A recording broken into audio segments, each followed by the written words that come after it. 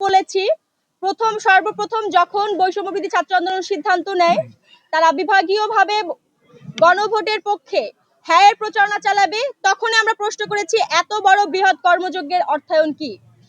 আমরা শুরু থেকেই প্রশ্ন করে আসছি, বারংবার প্রশ্ন করেছি, কিন্তু তারা আমাদেরকে উত্তর দেয়নি। তারা আজকে একটি আমাদের সংবাদ সম্মেলনের কথা শুনে তারা একটি ফেক নিউজ ছড়ানোর চেষ্টা চলছে যে আমরা তাদের কাছে কোনো ধরনের টাকা পয়সা ডিমান্ড করেছি। আমরা চ্যালেঞ্জ করে বলছি, তারা যদি এই সংশ্লিষ্ট কোনো ধরনের তথ্য প্রমাণ দিতে পারে যে আমাদের মধ্যে থেকে কেউ এখানে যারা বসে আছি একটা পয়সা দাবি করেছি, তাহলে আমাদের বিচার জনগণ করবে, আমাদের বিচার বাংলাদেশের আইন করবে, আমাদের বিচার আহত শহীদ পরিবার করবে।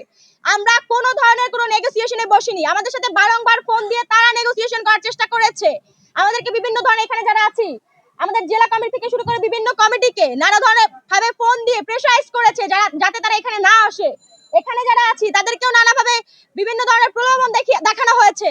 তারপরও সর্বশেষ আমরা দেশ ও জাতির কাছে দায়বদ্ধতা থেকে এই যে আর্থিক অনিয়ম, লুটপাট, এটির বিরুদ্ধে কথা বলতে, দেশ ও জাতিকে জানাতে, তাদের সাথে সত্য উন্মোচন করতে আজকে আমরা আপনাদের সামনে হাজির হয়েছি এবং আমরা আইনিভাবে আগাচ্ছি, এটা আপনারা দেখতে পাচ্ছেন।